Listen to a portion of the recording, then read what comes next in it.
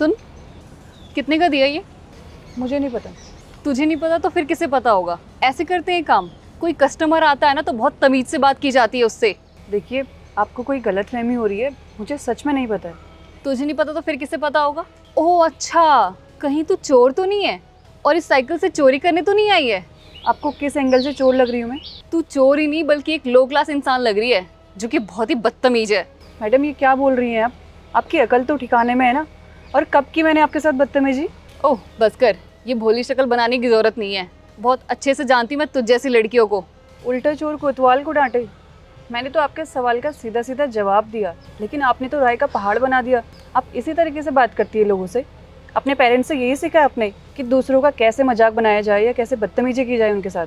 ओ ज्ञान की गुरु, अपना ये ज्ञान बंद कर। मुझे कोई शौक नहीं है तेरे ये ज्ञान सुनने का। और वैसे भी मेरा स्टैंडर्ड तुझसे काफ़ी हाई है। ये पर्स देख रही है, पूरे 3 लाख के हैं, और ये कपड़े पूरे 2 लाख के। खैर, मैं भी किससे बता रही हूँ, तूने तो पूरी ज़िंदगी में इतने पैसे नहीं देखे होंगे। अब अपना ये मुंह बंद कर और जा यहाँ से। इतना पैसों का घमंड करना अच्छी बात नहीं है मैडम। और वैसे भी घमंड तो रावण का भी नहीं बचा था। हम तो फिर भी इंसान हैं। हाँ है घमंड। अब जिसके पास पैसा होगा वही तो घमंड करेगा ना कि तेरे जैसा फकीर जो पेट पालने के लिए चोरी करते हैं। बस बहुत हो गया। क्या हुआ, गुस्सा आ रहा है? सच्चाई सुनी नहीं जा रही? शुक्रिया मैम साहब, आपने साइकिल का ध्यान रखा। आपकी वजह से मेरी पत्नी की जान बच पाई। इसमें धन्यवाद की क्या बात है? ये तो मेरा फ़र्ज़ था। और एक इंसान ही दूसरे इंसान के काम नहीं आएगा तो कौन काम आएगा? और अगर किसी और इंसान को भी आपकी कभी ज़रूरत पड़े तो आप भी उसकी हेल्प कर देना। जी मैम साहब, आपको जो चाहिए वो ले लीजिए, मैं आपसे एक पैसा भी नहीं लूँगा। अरे नहीं, मुझे कुछ नहीं चाहिए। और वैसे भी आप लोग तो दिन रात मेहनत करते हैं। आप लोगों को भी तो अपनी मेहनत के पैसे चाहिए होते हैं ना? हाँ मैम साहब, मैं आपसे बात कहूँ? हाँ जी बोलिए। आपकी जैसी सोच सबकी हो जाए ना तो ये देश बहुत तरक्की करेगा मैम साहब। पहले तो मुझे लग रहा था सिर्फ तुम पागल हो, अब तो लग रहा है तुम भी पागल हो। ये आप कैसी बात कर रहे हो मैम साहब? ये सब छोड़ो, मुझे ये बताओ कि तुम इसे मैडम क्यों बोल रहे हो? इस सड़क छाप की तो कोई मुंह भी ना लगे और तुम इसे सीधा मेम साहब बोल रहे हो। अरे मैम साहब, आप कैसी बात कर रहे हो? आप जानते नहीं, ये आर्मी की बहुत बड़ी ऑफिसर हैं। क्या? तो फिर ये यहाँ इस दुकान पर क्या कर रही हैं, और वो भी ऐसे मौसम में? वो क्या ना मैम, मेरी पत्नी की तबीयत बहुत ख़राब हो गई थी और मुझे जाना पड़ा, तो मैम ने मेरी साइकिल का ध्यान रखा।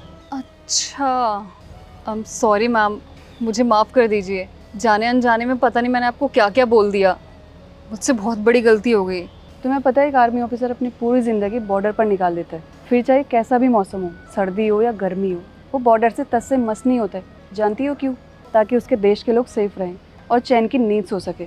मैडम, हम भी चाहते कि हम भी अपने परिवार के साथ रहें, अपने परिवार के साथ घूमने जाएं, लेकिन नहीं, हम लोग अपने स्वार्थ को भूलकर अपने देश को आगे रखते हैं।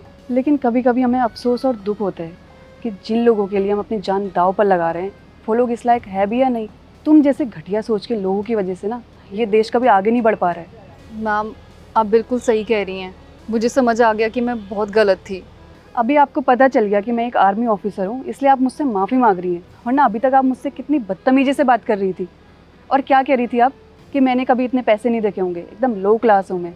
मैडम, इतना घमंड करना अच्छी बात नहीं है। कहाँ जाएंगे आप इतना घमंड लेकर? और हाँ, आज के बाद कभी बिना कुछ जाने किसी को जज मत करना, क्योंकि मैं तो अभी तुम्हें जाने दे रही हूँ। अगर मेरी जगह कोई और होता ना तो तुम्हारी कब की कंप्लेंट करा चुका होता।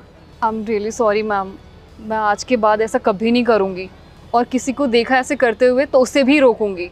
और हाँ, आज के बाद मैं सबसे तमीज़ से बात करूँगी। मुझे अपने किए पर बहुत पछतावा है। गुड। बहुत से ऐसे लोग होते हैं जो दूसरों के साथ बदतमीज़ी करते हैं, उनके साथ अच्छा बिहेव नहीं करते। तो प्लीज़ कभी भी किसी के साथ भी मिसबिहेव ना करें, हमेशा एक दूसरे की रिस्पेक्ट करें, क्योंकि अगर आप दूसरों की रिस्पेक्ट करते हैं तो आपको भी रिस्पेक्ट ही मिलेगी। तो कभी भी किसी के साथ ऐसा गलत व्यवहार ना करें, हमेशा एक दूसरे का साथ दे। और अगर आप लोग चाहते हैं कि आपकी स्टोरी हमारे वीडियोस में आए तो आप लोग अपनी स्टोरी मुझे इंस्टाग्राम पे भेज सकते हैं अच्छे से मॉरल के साथ। तो जल्दी से आप अपनी स्टोरी मुझे इंस्टाग्राम पे भेजिए, मैं आपकी स्टोरी का वेट कर रहा हूँ। और इस वीडियो को सभी फ्रेंड के साथ शेयर कीजिए, फैमिली के साथ शेयर कीजिए, और कमेंट करके बताइए कि आपको स्टोरी कैसी लगी। जल्दी से कमेंट कीजिए, हमारे यूट्यूब चैनल को सब्सक्राइब करें, हमारे फेसबुक को फॉलो कीजिए। हमेशा से मुस्कुराते रहिए, खुश रहिए। Thank you.